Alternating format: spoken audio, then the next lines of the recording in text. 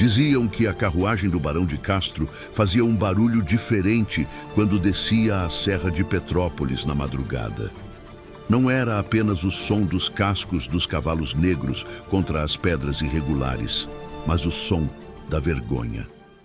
Pela quarta vez em 2 anos, os portões de ferro da Mansão das Sombras se abriram antes do nascer do sol, não para receber visitas, mas para expulsar.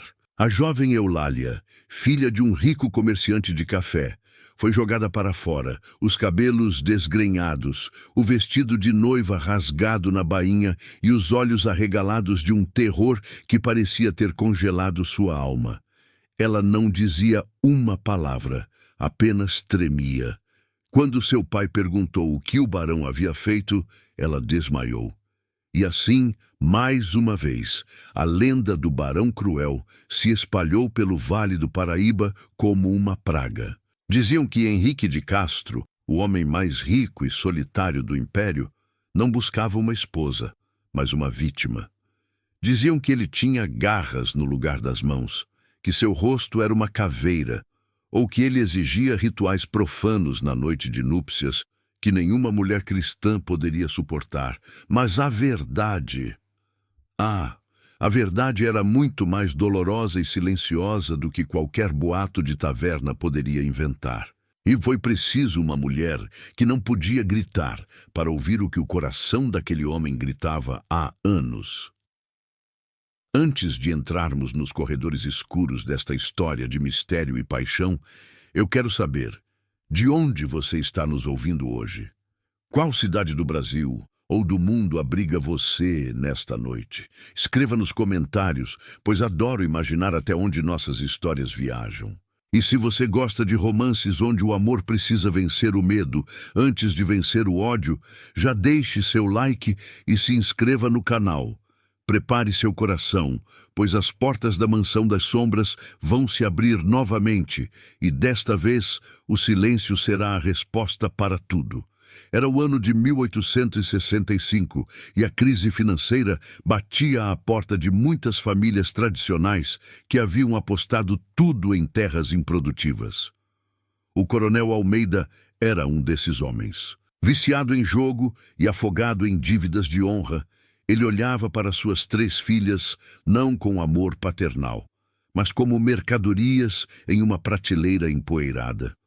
As 2 mais velhas já haviam casado, mas seus dotes haviam consumido o resto da fortuna da família. Restava apenas Cecília. Aos 22 anos, Cecília era uma beleza etérea, com cabelos cor-de-mel e olhos grandes e expressivos que pareciam conter todo o oceano. Mas Cecília tinha um defeito, como seu pai gostava de lembrar a todos os pretendentes que fugiam. Ela era muda. Uma febre na infância havia roubado sua voz, deixando-a presa em um mundo de silêncio absoluto. Para a sociedade da época, uma mulher que não podia cantar, recitar poesias ou entreter convidados era considerada incompleta, um fardo inútil. Cecília aprendeu a viver nas sombras, comunicando-se através de gestos sutis, olhares profundos e da escrita, quando permitiam que ela tivesse papel e pena. Ela ouvia tudo, os insultos do pai, o desprezo da sociedade, os suspiros de pena das tias. Mas não podia se defender. Seu silêncio a tornara uma observadora nata, capaz de ler as emoções humanas nos menores detalhes, uma habilidade que logo salvaria sua vida. Foi numa noite chuvosa de terça-feira que o destino de Cecília foi selado numa mesa de cartas esfumaçada. O coronel Almeida havia perdido a última fazenda. O credor, porém, não queria terras. Ele era o administrador das propriedades do infame Barão Henrique de Castro. O barão precisa de uma esposa, disse o homem com uma voz fria e metálica. Não para bailes, não para conversas. Ele precisa de um herdeiro. As 4 anteriores falharam em passar da primeira noite. O barão é um homem exigente e impaciente com a histeria feminina. O coronel Almeida engoliu em seco. Entregar uma filha ao Barão Cruel era o mesmo que entregá-la à morte, diziam os boatos, mas a dívida era impagável. Eu tenho uma filha, gaguejou o coronel. Mas ela não fala, é muda. O administrador parou de embaralhar as cartas. Um brilho estranho cruzou seus olhos. Muda? Ela não emite som algum? Nenhum. É silenciosa como um túmulo. O administrador sorriu pela primeira vez. Então ela é perfeita. O barão odeia gritos. Ele pagará o triplo da sua dívida por ela, mas com uma condição: uma vez que ela entre na mansão, ela nunca mais poderá sair, a menos que ele a expulse como as outras. Não haverá visitas, nem cartas. O coronel apertou a mão do homem, vendendo a própria filha como se vendesse uma mula manca, aliviado por se livrar de 2 problemas de uma só vez: a dívida e a filha defeituosa. Quando Cecília recebeu a notícia, não chorou. Ela estava acostumada a ser movida de um lado para o outro como uma peça de xadrez. Apenas olhou para o pai, com aqueles olhos penetrantes, um olhar tão carregado de decepção que o coronel precisou desviar o rosto. Ela arrumou seu pequeno baú, 2 vestidos simples, uma bíblia, um pente de madrepérola que pertencera à sua mãe e um pequeno caderno com um lápis de carvão.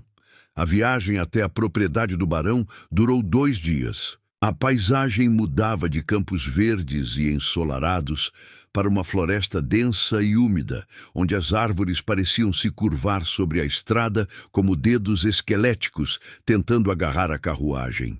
A Mansão das Sombras fazia jus ao nome. Era uma construção imponente de pedra escura, gótica, com torres altas que perfuravam o céu cinzento. Não havia flores nos jardins, apenas arbustos espinhosos e estátuas de anjos que pareciam chorar musgo verde. Cecília sentiu um arrepio na espinha, mas não era medo físico. Era uma sensação de tristeza profunda que emanava daquele lugar. As pedras pareciam respirar solidão. Ao descer da carruagem, foi recebida não pelo noivo, mas por uma governanta idosa, Dona Matilde, que vestia preto da cabeça aos pés e carregava um molho de chaves barulhento na cintura. Matilde olhou para Cecília com uma mistura de curiosidade e pena. "Então é você", disse a velha, analisando o rosto delicado da jovem. "Tão bonita! Que desperdício!" Cecília franziu a testa sem entender. Matilde suspirou. "O barão não a receberá agora. Ele não recebe ninguém antes do pôr do sol. Você será levada aos seus aposentos para se preparar. O casamento será realizado na capela da casa, hoje mesmo, à meia-noite." Cecília assentiu. Ela queria perguntar, escrever em seu caderno, por que ele é cruel, por que expulsou as outras. Mas Matilde parecia apressada e nervosa, olhando constantemente para o alto da escadaria principal, como se temesse que algo descesse por ali. A casa era um labirinto de corredores silenciosos, decorados com tapeçarias antigas e móveis cobertos por lençóis brancos, como fantasmas esperando para serem acordados. Não havia espelhos. Cecília notou isso imediatamente. Em nenhum corredor, em nenhuma sala por onde passaram, havia um único espelho. As paredes onde deveriam estar os reflexos ostentavam quadros de paisagens sombrias ou espaços vazios, com a marca na parede indicando que algo fora removido dali à força. No quarto destinado a ela, o vestido de noiva já a esperava sobre a cama. Não era um vestido novo. Era de seda antiga, amarelado pelo tempo, com rendas pesadas que cheiravam a naftalina e lavanda seca. Cecília tocou o tecido. Aquele vestido já havia sido usado. Talvez pelas 4 mulheres que fugiram, ou por alguém antes delas. Um calafrio percorreu seus braços. Ela se vestiu sozinha, pois Matilde a deixara trancada, avisando que voltaria apenas para buscá-la para a cerimônia. Enquanto esperava, o sol começou a se pôr, tingindo o quarto de vermelho sangue.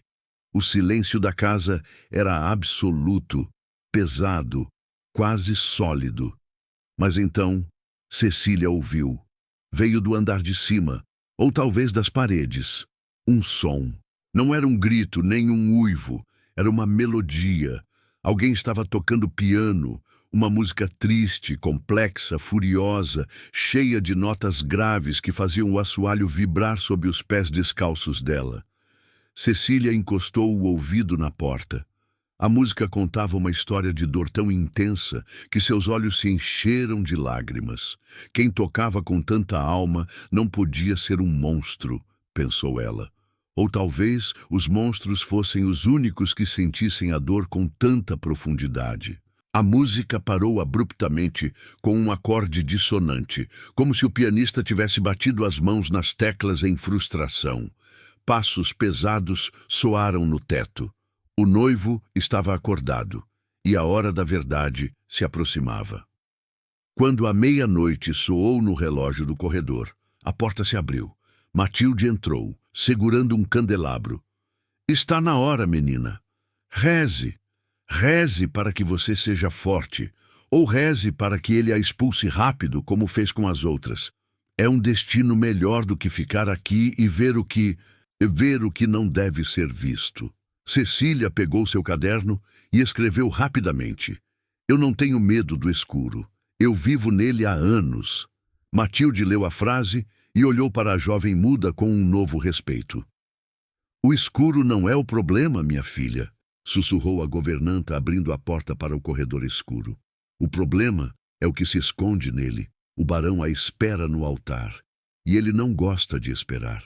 Cecília respirou fundo, alisou o vestido que cheirava a passado e deu o primeiro passo em direção ao seu destino, sem saber que o silêncio que ela carregava como uma maldição seria a única arma capaz de enfrentar a tempestade que estava por vir. O caminho até a capela parecia uma descida ao submundo. A governanta Matilde caminhava à frente, a chama de sua vela tremulando violentamente nas correntes de ar frio que percorriam os corredores de pedra.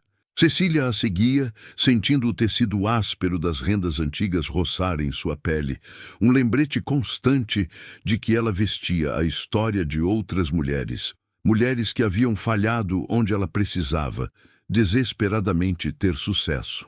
A capela da mansão era uma estrutura gótica anexada à ala leste, com vitrais altos que, à noite, pareciam bocas negras escancaradas para o nada. Não havia flores, nem convidados, nem música. Apenas o som da chuva batendo furiosamente no telhado de ardósia e o murmúrio nervoso de um padre velho que parecia querer estar em qualquer outro lugar do mundo, menos ali. E lá, parado diante do altar, de costas para a entrada, estava ele, o barão Henrique de Castro. Mesmo de costas, sua presença preenchia o ambiente com uma energia densa e sufocante. Ele era alto, muito mais alto do que Cecília imaginara, com ombros largos cobertos por uma sobrecasaca negra impecável. Seus cabelos eram escuros e caíam ligeiramente sobre o colarinho, desgrenhados, como se ele tivesse passado as mãos por eles repetidas vezes em agonia ou impaciência. Ele não se virou quando elas entraram. Permaneceu imóvel, encarando o crucifixo de madeira escura no altar, como se desafiasse o próprio Deus a julgar o que estava prestes a acontecer. A noiva, meu senhor, anunciou Matilde com a voz trêmula, recuando rapidamente para as sombras, como se temesse ser notada. O barão virou-se lentamente. A luz das poucas velas era fraca, propositalmente insuficiente, deixando metade de seu rosto mergulhada na escuridão. O que Cecília viu, no entanto, não foi um monstro de garras e dentes, mas um homem de beleza severa e atormentada. Seu rosto era anguloso, pálido, com uma mandíbula tensa e olhos tão escuros que pareciam absorver a luz ao redor. Mas havia algo errado. Ele mantinha o lado esquerdo do rosto sempre virado contra a luz e usava luvas de couro preto, mesmo dentro de casa. Quando seus olhos pousaram em Cecília, não houve luxúria, nem gentileza. Houve um choque momentâneo, seguido imediatamente por uma máscara de desprezo gélido. Outra boneca de porcelana, disse ele, sua voz rouca e profunda ecoando nas paredes de pedra. O administrador disse que você era muda. Espero que seja verdade. A última gritava tanto que tive que mandar selar as janelas. Ele deu um passo à frente, invadindo o espaço pessoal de Cecília com uma agressividade calculada. Ele queria que ela recuasse. Ele esperava que ela tremesse. Mas Cecília, acostumada com a crueldade dos homens desde que perdera a voz, manteve os pés firmes. Ela ergueu o queixo e sustentou o olhar dele. Henrique franziu a testa, confuso pela falta de medo visível. Vamos acabar logo com isso, rosnou ele, virando-se para o padre. Comece. A cerimônia foi uma farsa rápida e brutal. O padre atropelava as palavras em latim, suando frio. Quando chegou o momento dos votos, Henrique respondeu com um sim, seco, que soou mais como uma sentença de morte do que uma promessa de amor. Quando foi a vez de Cecília, o silêncio preencheu a capela. O padre, nervoso, olhou para o barão. Ela consente, meu senhor. Ela precisa consentir. Henrique olhou para Cecília. Se ela está aqui, é porque o pai dela a vendeu ou ela não tinha para onde ir. O consentimento dela é irrelevante. Assine o livro. Ele empurrou o livro de registros em direção a ela com força excessiva. Cecília pegou a pena. Sua mão não tremeu. Ela assinou seu nome com uma caligrafia elegante e fluida. Cecília de Almeida Castro. Ao ver a letra dela, Henrique parou por um segundo. Havia uma dignidade naquelas curvas de tinta que ele não esperava. Ele arrancou o livro das mãos dela antes que ela pudesse terminar o traço final. Está feito, leve-a para o quarto. Ele não ofereceu o braço, não a beijou. Virou as costas e saiu da capela a passos largos, deixando Cecília sozinha com o cheiro de cera queimada e a sensação de que havia acabado de assinar um contrato com uma tempestade. A caminhada até o quarto nupcial foi solitária. Matilde a guiou até uma porta pesada de carvalho no final do corredor oeste, a parte mais isolada da casa. Ele virá em breve, sussurrou a velha. Um conselho, menina. Não olhe para ele diretamente, não faça perguntas. E se ele mandar você sair, corra, não hesite, apenas corra. Com esse aviso agourento, a governanta fechou a porta e a chave girou na fechadura pelo lado de fora. Cecília estava prisioneira. O quarto era enorme, decorado com uma opulência decadente. Cortinas de veludo vermelho sangue cobriam as janelas altas, abafando o som da chuva. Uma cama de dossel dominava o centro, parecendo um altar de sacrifício. Mas o que chamou a atenção de Cecília foi, novamente, a ausência de espelhos. Havia uma penteadeira magnífica de jacarandá, mas onde deveria haver o vidro reflexivo, havia apenas um painel de madeira escura pregado toscamente. Sobre a mesa, uma garrafa de vinho aberta e uma única taça. Cecília sentou-se na beira da cama, o coração batendo contra as costelas como um pássaro engaiolado. Ela puxou seu pequeno caderno do bolso escondido no vestido. Precisava estar pronta para falar, se fosse necessário. Meia hora se passou, depois 1 hora. A tensão no ar era tão espessa que podia ser cortada com uma faca. Então passos pesados soaram no corredor. A chave girou. A porta se abriu com um rangido que parecia um lamento. Henrique entrou. Ele havia tirado a sobrecasaca, ficando apenas de camisa branca e colete, mas ainda usava as luvas pretas. Seus cabelos estavam mais desgrenhados e seus olhos brilhavam com uma intensidade febril, talvez alimentada pelo vinho que ela vira na mesa. Ele fechou a porta atrás de si e encostou-se nela, observando Cecília como um lobo observa uma ovelha que não sabe que deve correr. Você ainda está aqui, disse ele, como se estivesse genuinamente surpreso. As outras já estariam chorando a essa altura, ou implorando para voltar para o papai. Ele caminhou até a mesa, serviu-se de vinho e bebeu num gole só. Você sabe por que elas foram embora, Cecília? Sabe por que me chamam de Barão Cruel? Ele se aproximou da cama lentamente. A luz das velas projetava sombras longas em seu rosto, distorcendo suas feições. Cecília permaneceu imóvel, segurando seu caderno contra o peito. Ela balançou a cabeça negativamente. "Porque eu não tenho paciência para a beleza vazia", sussurrou ele, inclinando-se sobre ela. O cheiro de vinho e tabaco invadiu as narinas dela. "E porque eu exijo ver a verdade? Você quer ver a verdade, pequena muda? Quer ver com quem você se casou?" Ele levou a mão enluvada ao rosto, cobrindo o lado esquerdo, aquele que ele mantinha nas sombras. "Dizem que eu sou um monstro. Dizem que meu toque apodrece a pele. Você tem medo de monstros, Cecília?" A voz dele era um misto de ameaça e súplica desesperada. Ele estava testando-a. Ele estava fazendo exatamente o que fizera com as outras, aterrorizando-as para que fugissem, para que ele pudesse voltar à sua solidão segura, onde ninguém poderia rejeitá-lo, porque não haveria ninguém para vê-lo.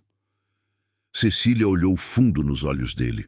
Ela viu a raiva, sim, viu a amargura, mas por baixo das camadas de gelo, viu a criança ferida que tocava piano com tanta dor.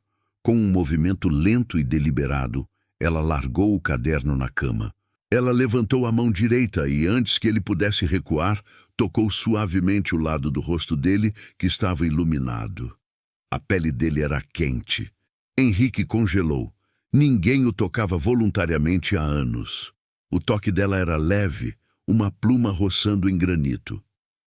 "Não faça isso", ele sibilou, recuando como se tivesse sido queimado. "Não tente me enganar com essa falsa compaixão. Você quer ver? Então veja." Num movimento brusco, ele agarrou a mão de Cecília e a forçou contra o lado esquerdo de seu rosto, ao mesmo tempo em que virava a cabeça para a luz. Cecília não gritou. Ela não podia, mas mesmo se pudesse, não o faria. O que ela viu não era a face de um demônio, mas as marcas de uma tragédia. Uma cicatriz terrível, queimada e distorcida, descia desde a têmpora esquerda, passando pelo olho, que estava leitoso e cego, e terminando na mandíbula, repuxando a pele de forma que ele parecia estar num eterno esgar de dor. Era uma marca de fogo, antiga e brutal. "Horrível, não é?" gritou ele, soltando a mão dela e afastando-se, esperando o vômito, o desmaio, a fuga. "Agora você entende porque não há espelhos nesta casa maldita. Agora você entende porque eu uso luvas, para não lembrar que eu sou isso, uma abominação." Ele estava ofegante, o peito subindo e descendo, as costas viradas para ela, tremendo de vergonha e fúria. "Saia!" gritou ele para a parede. "A porta está destrancada. Pegue suas coisas e suma. Vá dizer à vila que o barão é um monstro deformado. Vá!" O silêncio que se seguiu foi ensurdecedor. Henrique esperou ouvir o farfalhar do vestido, o som da porta abrindo, os passos correndo pelo corredor. Mas não ouviu nada. Apenas o som da chuva e sua própria respiração irregular. Confuso, ele se virou lentamente. Cecília não havia se movido da cama. Ela não estava correndo. Ela não estava chorando de medo. Ela estava chorando, sim, mas suas lágrimas eram silenciosas e calmas. Ela pegou o caderno novamente, escreveu algo rapidamente e se levantou. Ela caminhou até ele. Henrique tentou recuar, mas bateu as costas na parede. Ele era um homem grande, poderoso, temido por todos. Mas ali, diante daquela mulher pequena e muda, ele se sentia encurralado. Cecília parou na frente dele. Ela não olhou para a cicatriz com curiosidade mórbida, nem desviou o olhar com nojo. Ela olhou para o olho bom dele e depois para o olho cego. Então, ela ergueu o caderno para que ele lesse. Na página branca, escrita com carvão tremido, havia apenas uma frase: "A cicatriz apenas mostra que você sobreviveu a algo que tentou te matar. Eu também tenho cicatrizes, Henrique. As minhas roubaram minha voz. As suas apenas roubaram sua vaidade. Qual de nós perdeu mais?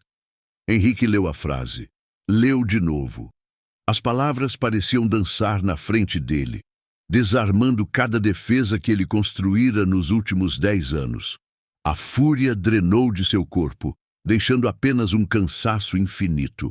Ele olhou para Cecília, realmente olhou para ela pela primeira vez. Ela não estava tentando fugir, ela estava tentando ficar. Você não tem medo? Sussurrou ele, a voz falhando. Cecília sorriu. Foi um sorriso pequeno, triste, mas genuíno. Ela estendeu a mão novamente. Desta vez ele não recuou.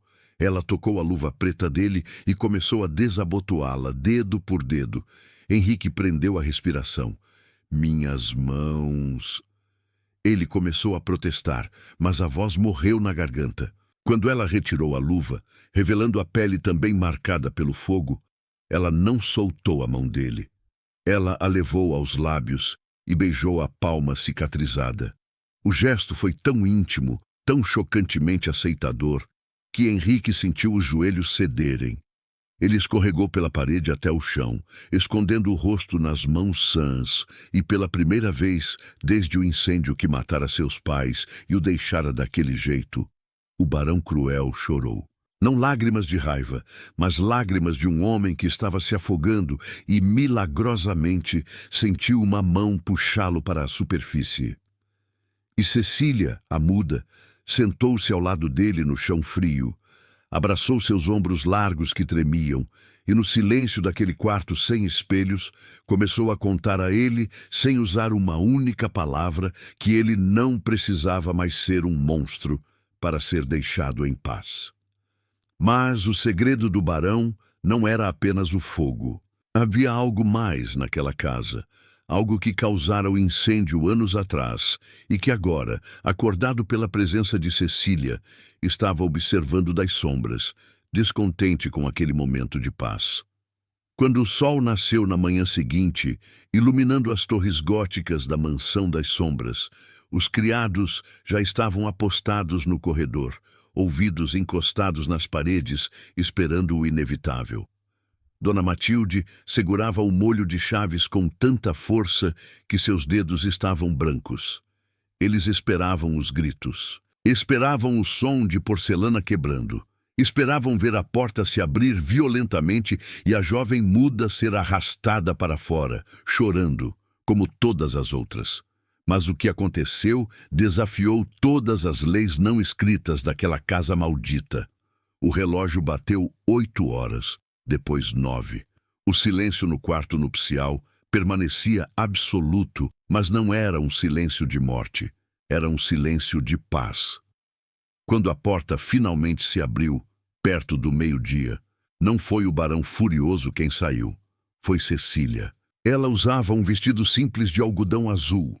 Seus cabelos estavam penteados numa trança frouxa e, embora houvesse olheiras de cansaço em seu rosto, seus olhos brilhavam com uma determinação serena. Ela passou pelos criados boquiabertos, acenou levemente com a cabeça para Matilde e escreveu uma única palavra em seu caderno, mostrando-a para a governanta. Café. Matilde piscou, atordoada. Para a senhora? Perguntou. Cecília balançou a cabeça e apontou para o quarto atrás de si, onde Henrique ainda dormia. Ela escreveu mais uma frase. Para nós, na biblioteca, e abra as cortinas. A ordem de abrir as cortinas correu pela casa como um terremoto.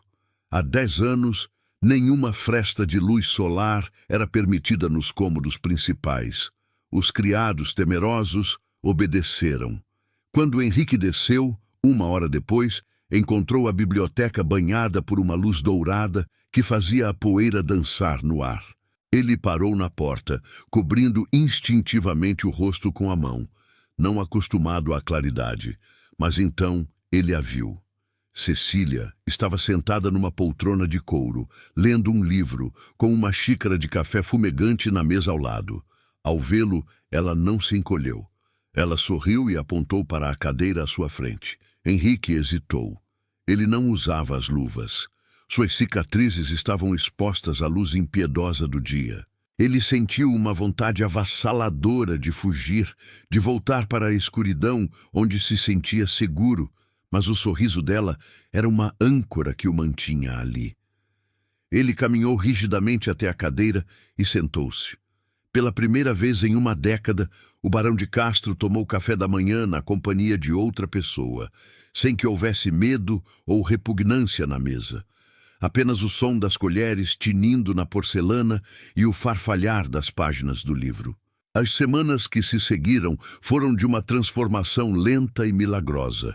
A relação que floresceu entre a muda e o monstro não foi construída com poemas ou serenatas, mas com a linguagem silenciosa dos gestos. Cecília tornou-se a sombra luminosa de Henrique. Onde ele ia, ela estava lá, não como uma serva, mas como uma testemunha silenciosa de que ele era digno de ser visto. Quando ele trabalhava no escritório, ela se sentava no tapete, organizando papéis ou costurando. Quando ele tinha crises de raiva, e ele as tinha, pois as feridas da alma demoram a cicatrizar, quebrando objetos ou gritando com os fantasmas de seu passado, Cecília não fugia. Ela esperava a tempestade passar, imóvel como um farol.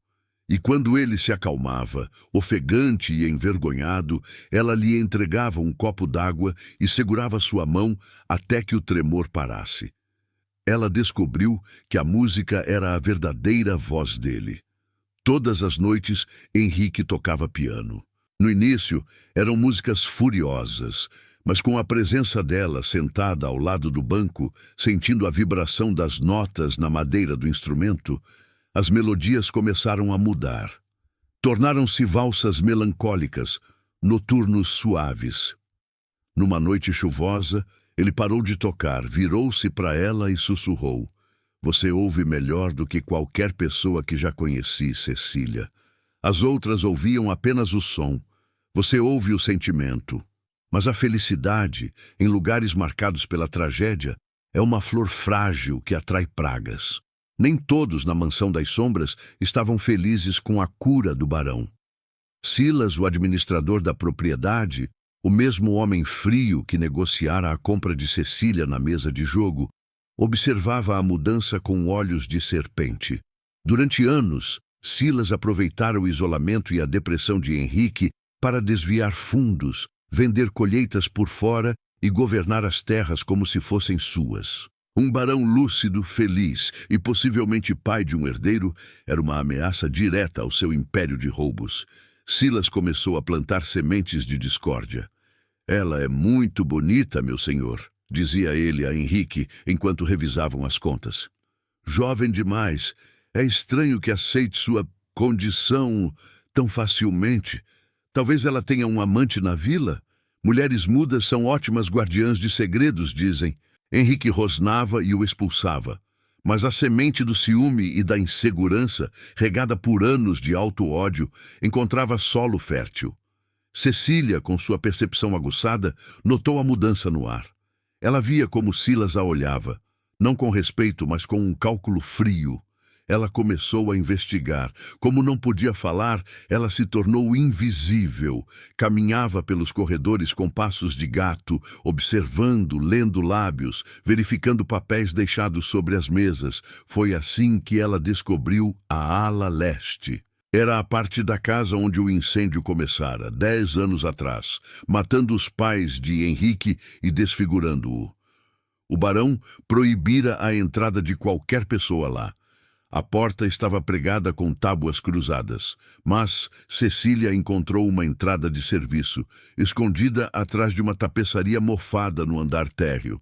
Numa tarde, enquanto Henrique cavalgava inspecionando as terras, algo que voltara a fazer graças ao encorajamento dela, Cecília pegou uma lanterna e entrou na zona proibida. O cheiro de fuligem ainda impregnava as paredes, mesmo depois de tantos anos. O chão estava coberto de escombros carbonizados, móveis retorcidos pelo calor e quadros cujas tintas haviam derretido, criando rostos monstruosos. Cecília caminhou com cuidado, o coração batendo forte. Ela não sabia o que procurava, mas sentia que a resposta para a dor de Henrique estava ali. Ela chegou ao que fora o escritório do antigo barão, o pai de Henrique. A mesa de carvalho maciço resistira ao fogo, embora estivesse negra. Cecília passou a mão pela superfície e seus dedos encontraram uma gaveta emperrada. Com a ajuda de um atiçador de lareira que encontrou no chão, ela forçou a madeira. A gaveta cedeu com um estalo seco. Dentro, milagrosamente preservado por uma caixa de metal, havia um diário de contabilidade e algumas cartas. Cecília abriu o diário. As datas eram de semanas antes do incêndio. Sua leitura era rápida. As anotações do velho barão eram claras. Desvios encontrados. Silas está roubando. Vou confrontá-lo amanhã e entregá-lo à guarda imperial. Henrique não pode saber ainda, para não se decepcionar com um homem que considera um tio. Cecília sentiu um gelo percorrer sua espinha. O incêndio não fora um acidente, não fora uma vela caída, como todos diziam. Fora um crime. Silas havia queimado a casa para encobrir seus roubos e matar as testemunhas. Henrique se culpava há anos, achando que, como criança, havia derrubado um candelabro enquanto brincava, uma mentira que Silas provavelmente alimentara. A verdade libertaria Henrique da culpa, mas colocava Cecília em perigo mortal. Ela guardou o diário no bolso do vestido e se virou para sair. Foi quando ouviu o rangido.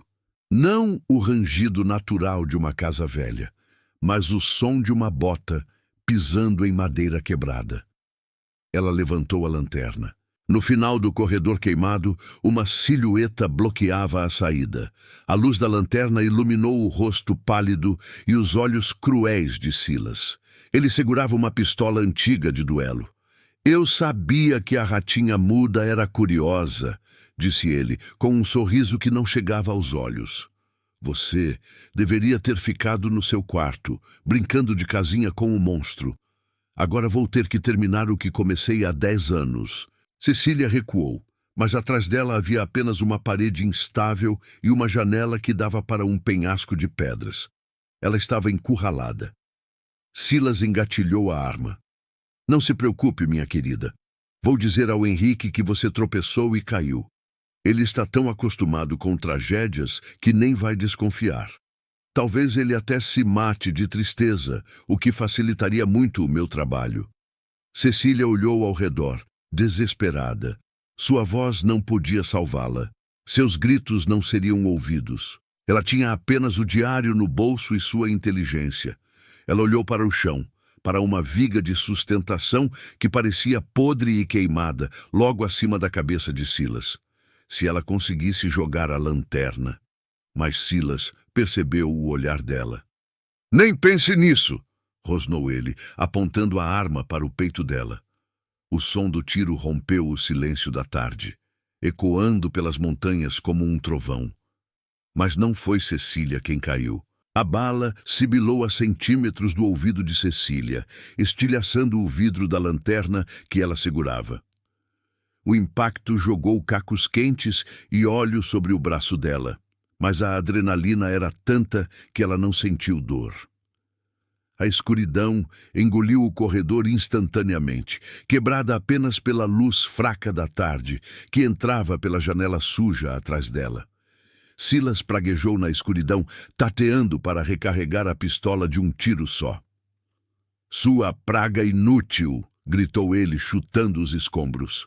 Você acha que a escuridão vai te salvar? Eu conheço cada centímetro desta ruína. Cecília aproveitou a cegueira momentânea dele para se jogar no chão, rastejando para trás de um sofá carbonizado. Seu coração batia na garganta. Ela apertava o diário contra o peito como se fosse um escudo. Ela precisava sair dali, precisava mostrar a Henrique a verdade. Mas a única saída estava bloqueada pelo homem que queria matá-la. Silas riscou um fósforo. A chama iluminou seu rosto distorcido pelo ódio. Ele viu a barra do vestido azul de Cecília atrás do sofá. Achei você, sussurrou ele, avançando com passos pesados que faziam o assoalho podre gemer. Foi então que a porta de tábuas cruzadas, lá no início do corredor, explodiu para dentro com um estrondo que sacudiu a poeira das vigas. Uma figura imponente, recortada contra a luz do hall de entrada, surgiu entre as lascas de madeira voando. Henrique. Ele ouvira o tiro. Ele voltara da cavalgada mais cedo, sentindo um aperto no peito que não conseguia explicar. Um pressentimento de que o silêncio da casa havia mudado de tom, de paz para perigo. Ao ver a fumaça saindo da ala leste, ele correra como um louco, arrombando a entrada proibida com o próprio ombro. "Silas!" rugiu Henrique.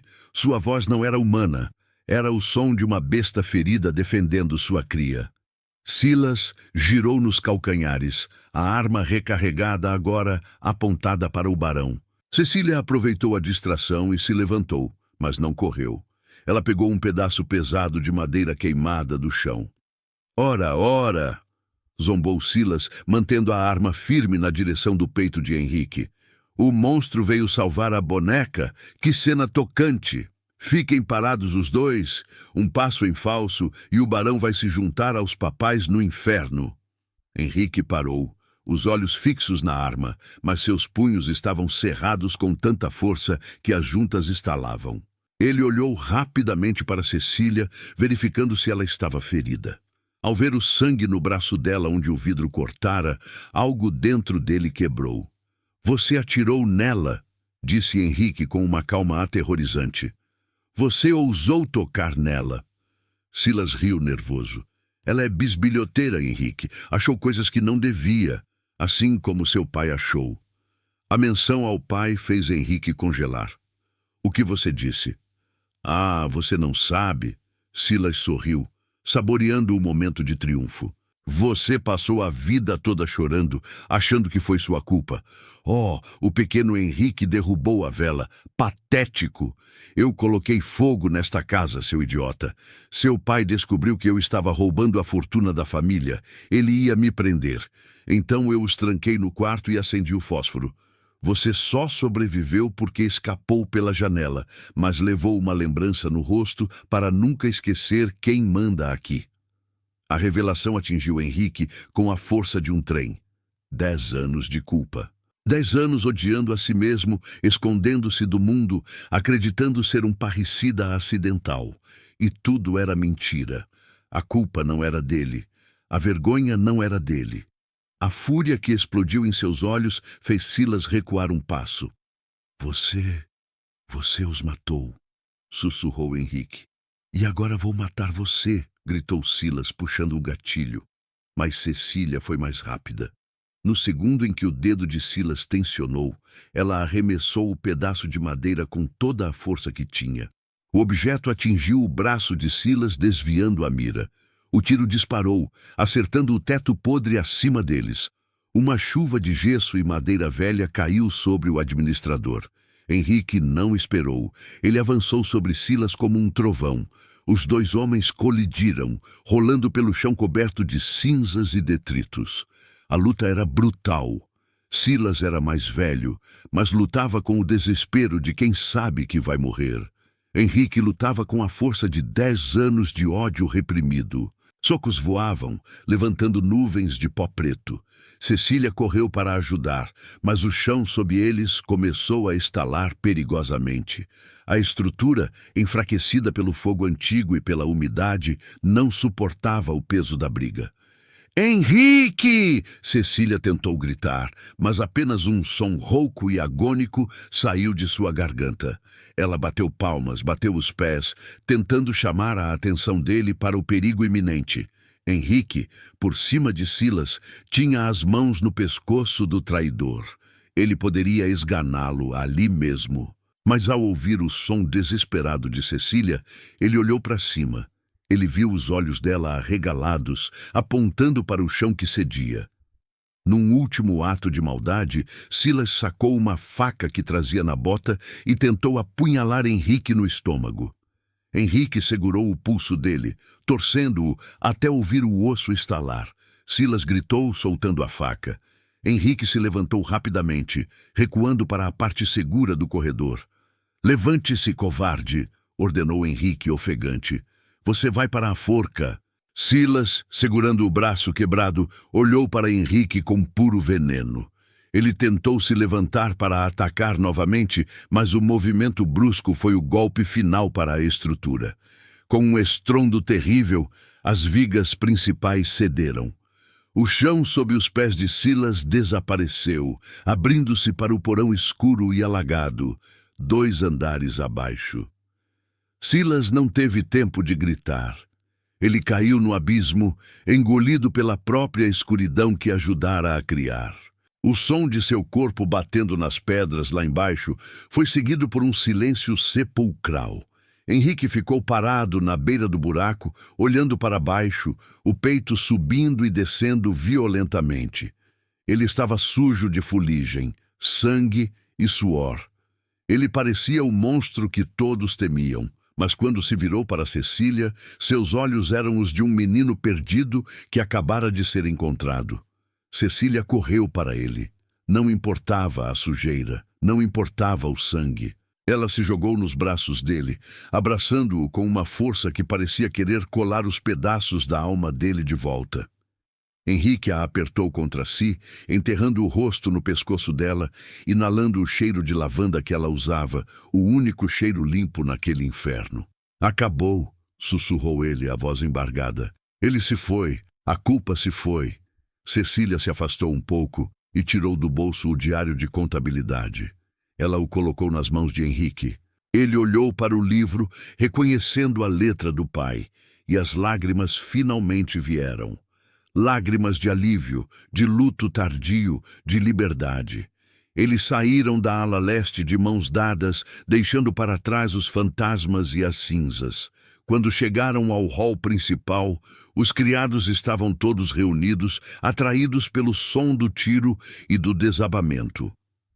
Ao verem o barão coberto de fuligem, mas vivo, e Silas desaparecido, um murmúrio correu entre eles. Henrique parou na escadaria. Ele ergueu a cabeça e, pela primeira vez, não escondeu a cicatriz. Silas está morto, anunciou ele com voz firme. Ele confessou o assassinato dos meus pais. A partir de hoje, esta casa não tem mais segredos. E a partir de hoje... Ele olhou para Cecília, que estava ao seu lado, suja e ferida, mas radiante. A partir de hoje, esta mulher é a senhora absoluta desta casa. Quem a desrespeitar, desrespeita a mim. Quem a olhar torto, perderá os olhos. Dona Matilde, a velha governanta, deu um passo à frente. Ela olhou para Cecília, depois para Henrique. Um sorriso raro quebrou sua expressão severa. O banho está pronto, meus senhores, disse ela. E o jantar será servido na sala de jantar principal, com as melhores louças. Foi a maneira dela de dizer que a Era das Trevas havia acabado. Naquela noite, após os ferimentos terem sido tratados e a polícia ter sido chamada para remover o corpo de Silas, Henrique e Cecília deitaram-se na cama de dossel. Não havia mais medo, não havia mais segredos. Henrique virou-se para ela, traçando o contorno do rosto dela com os dedos. Você salvou minha vida, disse ele. 2 vezes. Salvou do Silas e salvou da solidão. Como posso pagar isso? Cecília pegou a mão dele e a colocou sobre o coração dela. Ela sorriu e, num gesto lento, apontou para a própria barriga. Henrique franziu a testa, sem entender a princípio. Cecília pegou a mão dele e a pressionou suavemente contra o ventre plano. Ela assentiu com a cabeça, os olhos brilhando com lágrimas de alegria. Henrique parou de respirar por um segundo. Você... nós... Ele gaguejou. Cecília assentiu novamente. Ela estava grávida. O barão cruel, o último de sua linhagem, o homem que achava que a morte era sua única herança, ia ser pai.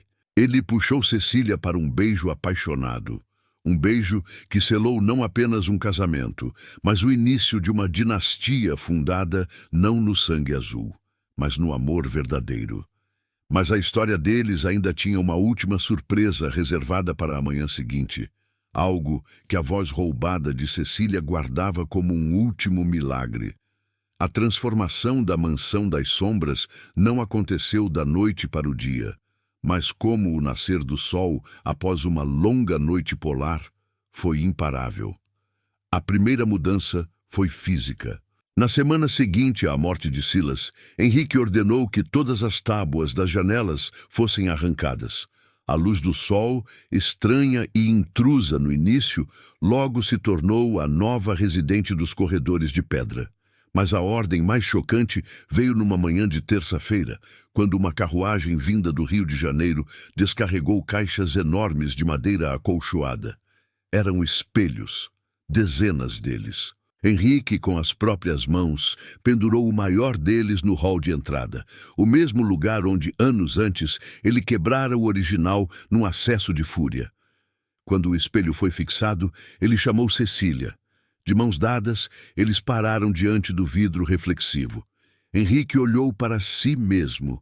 Ele viu a cicatriz, sim. A linha vermelha e retorcida ainda estava lá, cortando seu rosto, cegando seu olho. Mas, pela primeira vez, ele não viu um monstro. Ele viu o homem que Cecília amava. Ele viu a mão dela sobre o ombro dele e viu o reflexo do amor nos olhos dela. "Você me curou da cegueira, Cecília", sussurrou ele. "Eu enxergava com o olho bom, mas não via nada. Agora vejo tudo."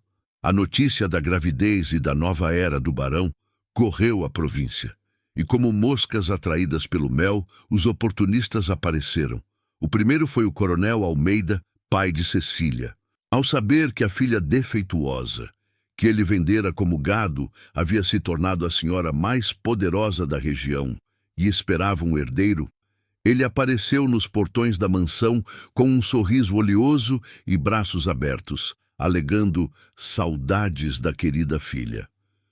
Cecília estava no jardim, plantando roseiras brancas. Ela decidira que a casa precisava de vida, quando viu o pai descer da carruagem.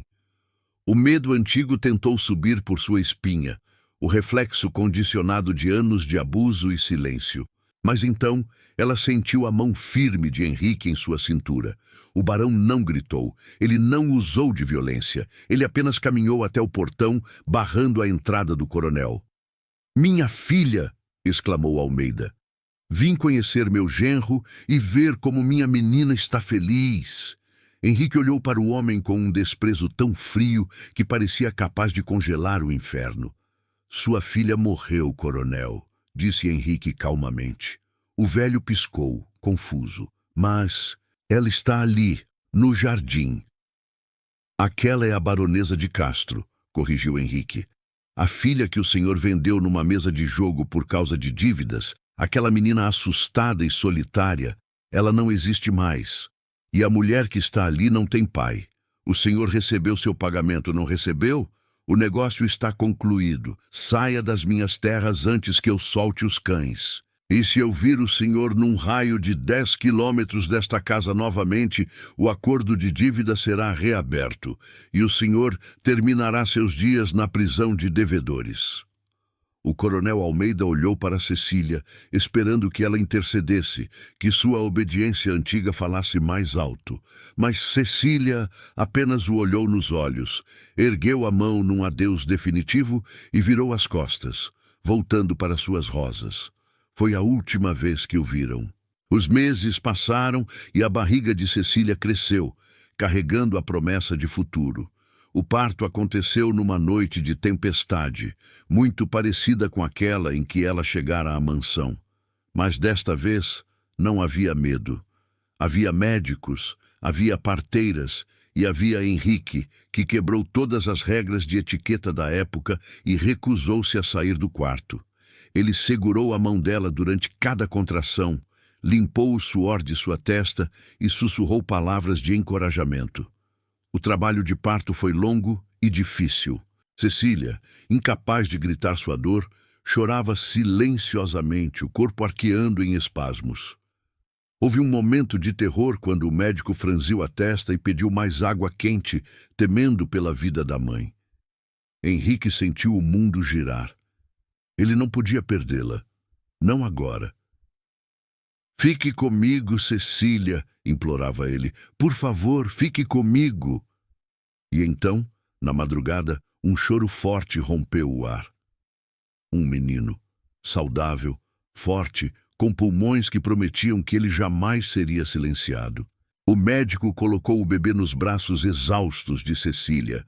Ela olhou para o pequeno rosto amassado, para os olhos escuros que eram idênticos aos de Henrique, e a emoção foi tanta que transbordou de sua alma. Ela olhou para Henrique, que chorava abertamente ao lado da cama. E foi nesse momento que o milagre aconteceu. Não foi um discurso, não foi uma frase longa, mas, do fundo de sua garganta, forçado pelo amor avassalador que sentia, um som rouco, quebrado, mas inteligível, emergiu. Ela olhou para o marido e, com um esforço titânico, sussurrou uma única palavra. Henrique. O barão parou. O médico parou. O tempo parou. Henrique olhou para ela, atordoado. Ele nunca tinha ouvido a voz dela. Era uma voz grave, enferrujada pelo desuso, mas para ele foi a música mais linda do universo. Você falou o meu nome, gaguejou ele. Cecília sorriu exausta e fechou os olhos, adormecendo com o filho nos braços e o marido beijando suas mãos como se fossem relíquias sagradas. Ela nunca recuperou a fala completa. A febre da infância levara muito de suas cordas vocais, mas aquele sussurro provou que o amor tem o poder de quebrar até as barreiras físicas mais impossíveis. 6 anos depois, o jardim da Mansão das Sombras não fazia mais jus ao nome antigo. Agora era conhecido como o Jardim da Luz. Roseiras brancas e vermelhas explodiam em cores por todos os lados.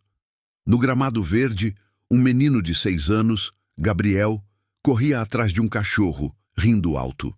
Ele tinha a energia da mãe e a determinação do pai.